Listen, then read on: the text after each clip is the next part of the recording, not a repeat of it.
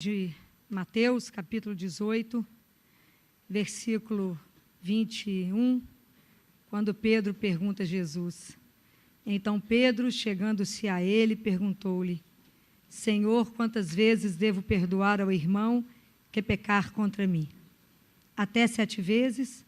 Jesus respondeu-lhe: Não te digo até 7, mas até 77 vezes. Palavra da salvação. Quando Pedro faz essa pergunta a Jesus, ele não tem noção do que ele está perguntando, não é? Se a gente vai colocar perdão no número de contas, é como colocar o amor no número de contas. É impossível contar quanto amar, é impossível contar quanto perdoar. Amor e perdão, elas têm a mesma razão, têm o mesmo substrato. Então, não tem jeito de medir isso aqui, que Pedro falou, mas Pedro, que nesse momento ele não tinha noção do que ele estava perguntando. E perdoar, às vezes a gente fica achando que não vamos dar conta do perdão. Mas é porque às vezes a gente confunde perdão com tanta coisa, né? Então é mais fácil eu começar falando o que não é perdão. Perdão não é desculpar alguém. Desculpar é outra coisa. A gente precisa e deve desculpar as pessoas, mas nisso não é perdoar. Então, se você me ofende, eu posso avaliar aquela razão, por que você fez aquilo. Eu posso até avaliar, aquilo pode amenizar, mas isso não é perdoar. Perdoar não é esquecer. Às vezes as pessoas falam assim, mas eu não consigo esquecer a ofensa que eu recebi. Mas é porque perdão não é esquecer. Perdão é pensar, será que eu sou capaz de perdoar alguém que me fez uma ofensa que eu jamais esquecerei? Ou alguém que fez alguma coisa em mim, que mudou a minha vida e que eu nunca mais vou esquecer? Porque perdão é outra coisa. Perdão não é esquecer. Perdão também não é fazer justiça. E às vezes eu quero fazer justiça. Uma coisa é o ato da pessoa, que muitas vezes aquele ato vai ser condenado. Outra coisa é perdão.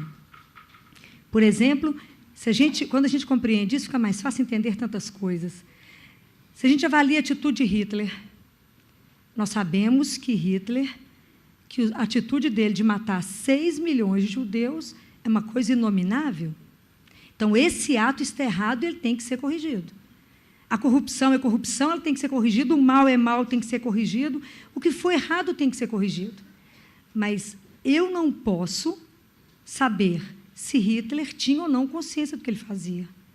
Então, eu não posso entrar na consciência dele, então eu não posso nem defender, nem culpá-lo. Então, eu me calo diante da atitude, eu condeno o ato, mas eu não condeno o irmão.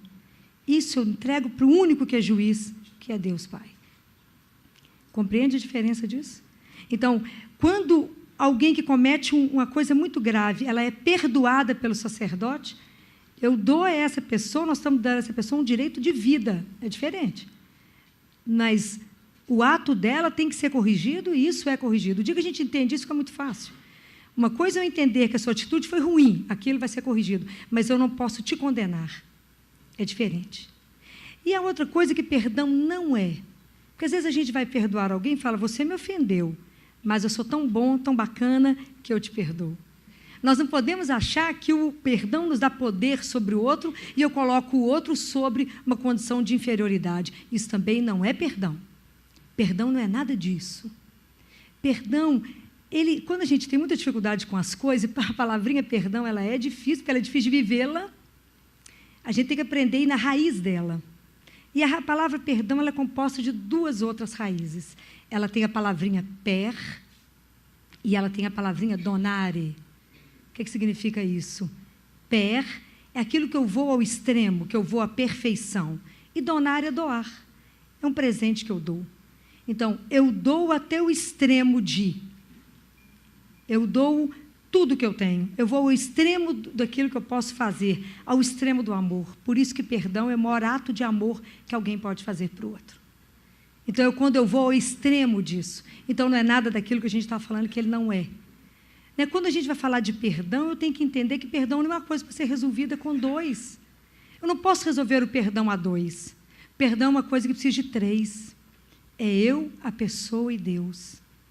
É aquela situação que eu sou capaz de dizer, olha, o que você fez comigo é muito grave, é uma ofensa talvez irreparável, é alguma coisa que me marcou e me selou para o resto da minha vida, mas eu quero perdoar porque eu quero continuar a acreditar no amor. Eu quero continuar amando o amor, porque creio que somente o amor é capaz de curar. Somente o amor é capaz de me restaurar.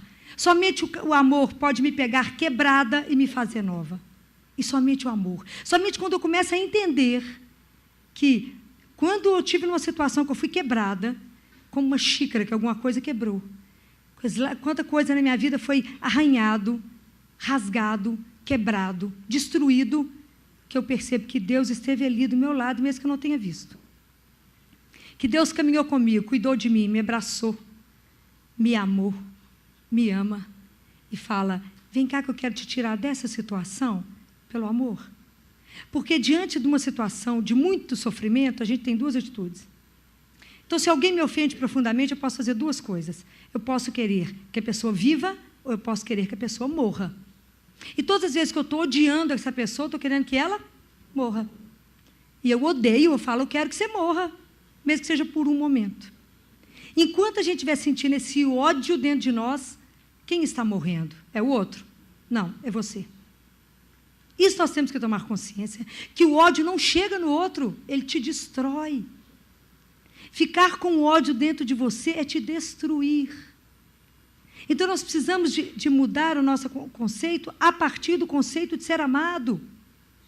É Deus que vai nos tirando da escravidão de tantas coisas, vai tirando a gente daquela situação de sofrimento no passado. É Jesus que sempre nos convida, saia do passado, saia daquela situação que você fica remoendo e a gente fica lembrando aquilo, né? Ah, mas aquele dia, ah, mas naquela época, ah, lá na infância. E a gente não sai daquela situação, então a gente não caminha. E tem uma parte na Bíblia que diz para nós, sacode a poeira, sacode seu sapato, sacode a poeira do sapato e caminha. Porque se a gente ficar preso no ódio, naquela situação que te fez sofrer, você vai caminhar? Não. O contrário do amor, o medo, vai nos fazer paralisar. Ah, mas naquela época eu sofri, então agora eu não faço isso porque eu posso sofrer de novo. E o medo vai te paralisar. O medo de sofrer de novo aquela decepção que você sofreu. Então, às vezes, a gente vai caminhando e não consegue perdoar a gente mesmo, porque a gente não aceita que a gente errou naquela fase. Ou eu culpo Deus, porque Deus sempre fez alguma coisa de errado na minha vida, a culpa é sempre dele. Ou porque eu fiz qualquer coisa, Deus tem que ser culpado de alguma coisa. Ou eu não consigo perdoar o outro. Então, para mim conseguir viver essa relação de perdão, é por isso que eu falei que é a 3. Eu tenho que chamar Deus e colocar para Ele a minha relação com o outro. Fala, Senhor, vem cá.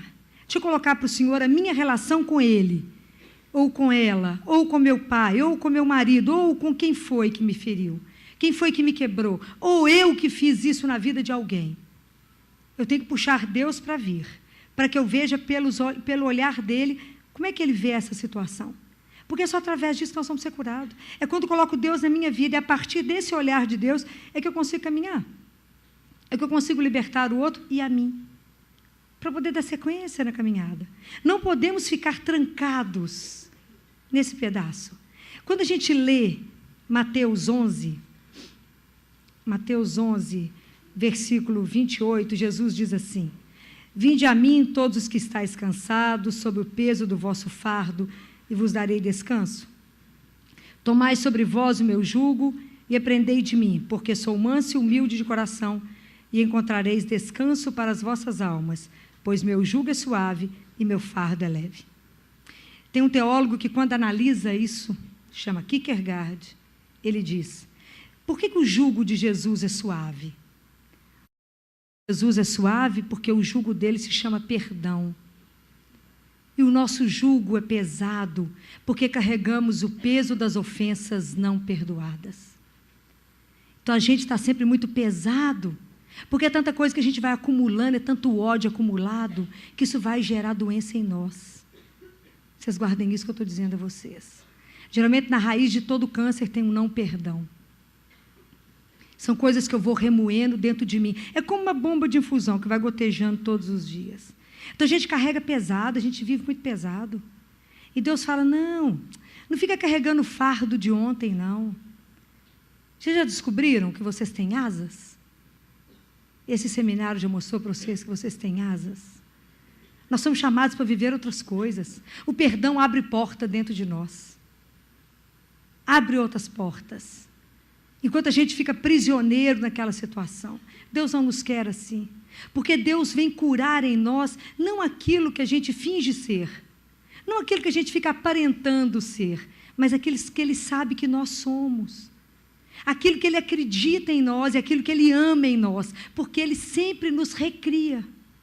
Deus nunca se cansa de nos buscar para a vida. Deus está sempre nos chamando, volta para a vida, vem. Sai dessa situação de morte. Vem para cá, que eu posso te transformar. Eu posso recomeçar. Deus é infatigável, não cansa não. Está sempre nos buscando para que a gente possa recomeçar no amor. Por isso que o perdão é o maior ato de amor que alguém pode fazer. Quem é o nosso grande mestre? É Jesus. Só Ele pode nos ensinar a perdoar nesse sentido que você se liberta e que você transforma aquela situação.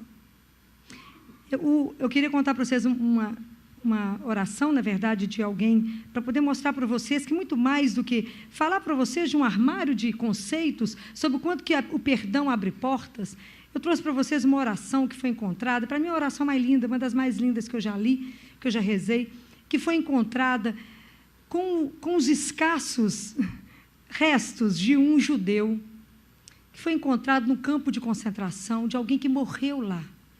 Observem o que essa pessoa pôde escrever por causa de ter compreendido a questão do perdão.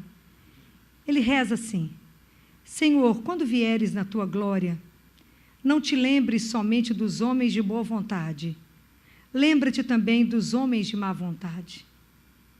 E no dia do julgamento, não te lembres apenas das crueldades e violências que eles praticaram. Lembra-te também dos frutos que produzimos por causa daquilo que eles nos fizeram.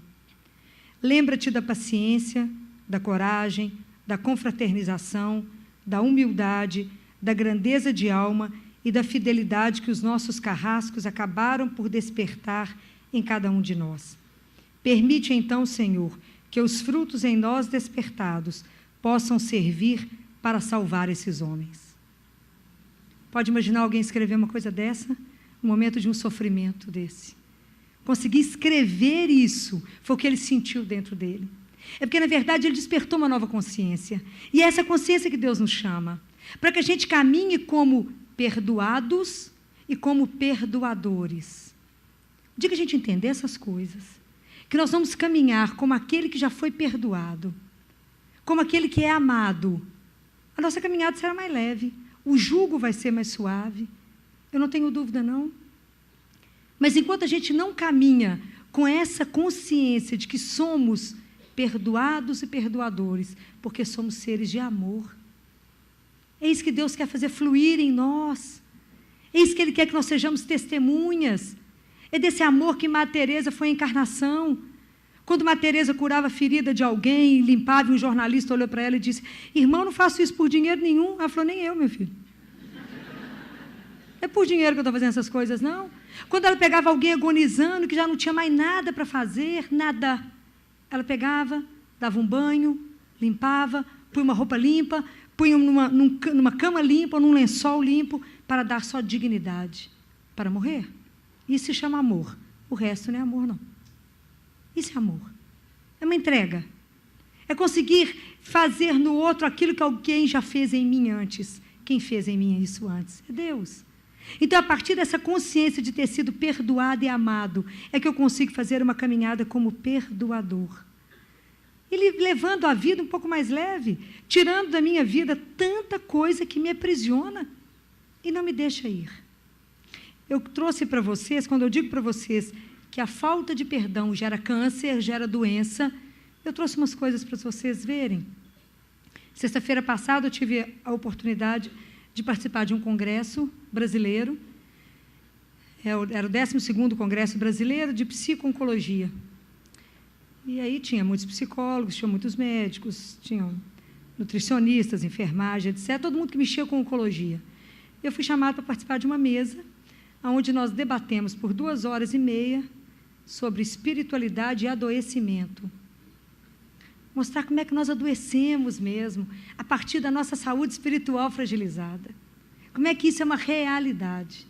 Então, eu trouxe algumas imagens para vocês verem, que foi feito por um médico indiano, e quem me deu isso foi uma das médicas, a médica que participou comigo, era eu, ela e uma psicóloga na mesa.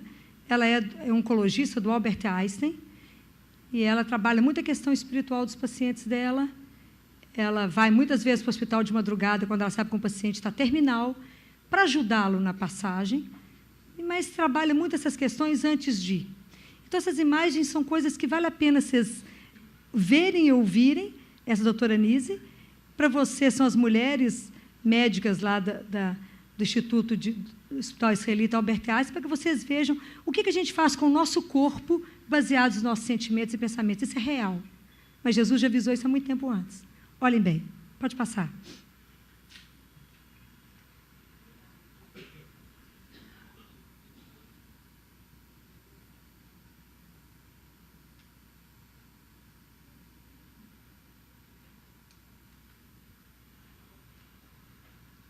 Acho que não saiu só o áudio, né? Observa isso. Quem somos nós? Como é que a medicina já não consegue mesmo negar, né? Não podemos negar. Como é que aquilo que pensamos e sentimos vai nos adoecer ou não?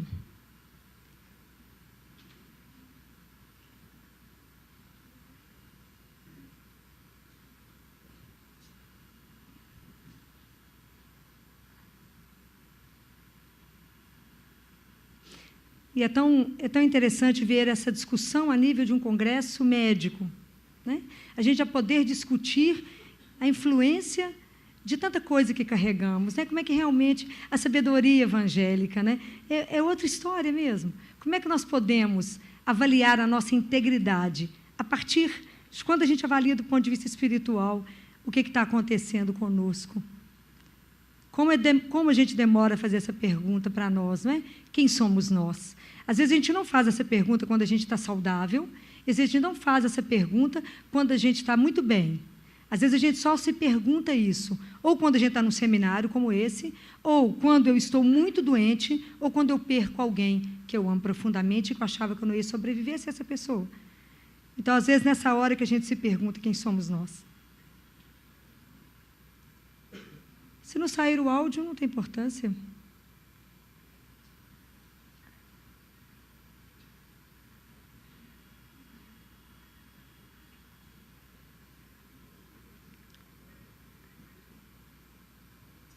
Não tem problema não sair o áudio, não?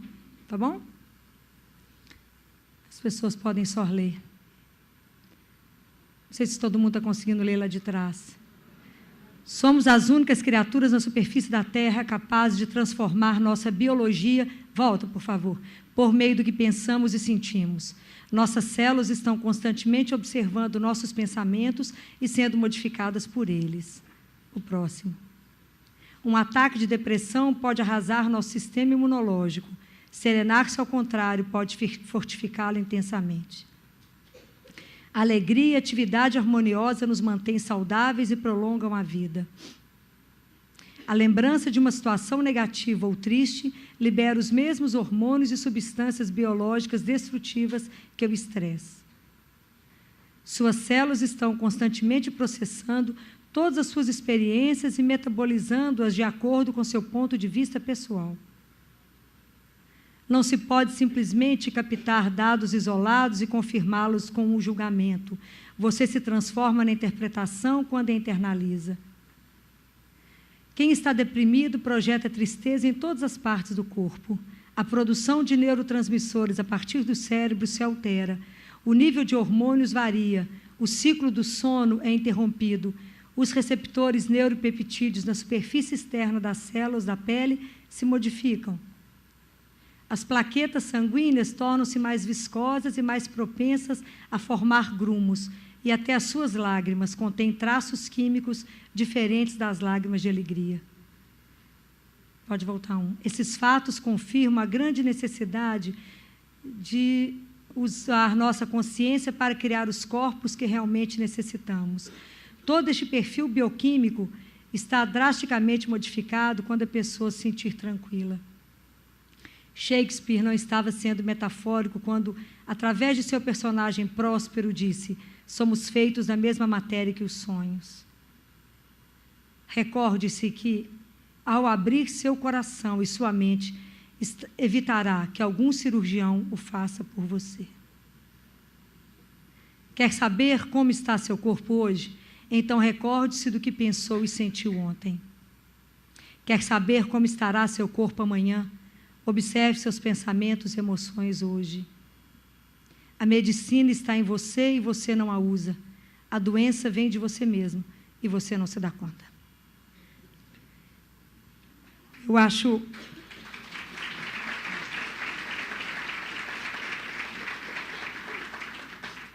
Eu coloquei essas coisas para que vocês possam ver que isso que a gente diz é verdade. Isso foi montado pelas médicas que trabalham somente com câncer. Deus nos dá uma oportunidade imensa de sermos curados na alma.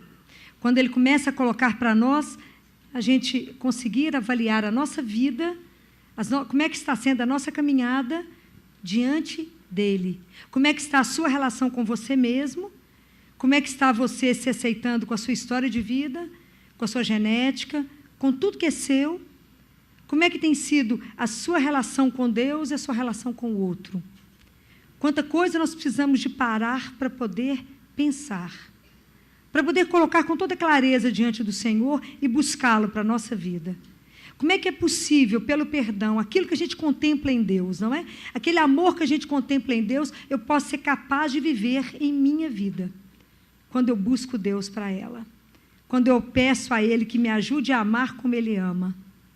Como é que eu consigo ver o outro e aquela situação com o olhar de Deus? E aí eu consigo perceber um outro olhar. Aí eu consigo perdoar.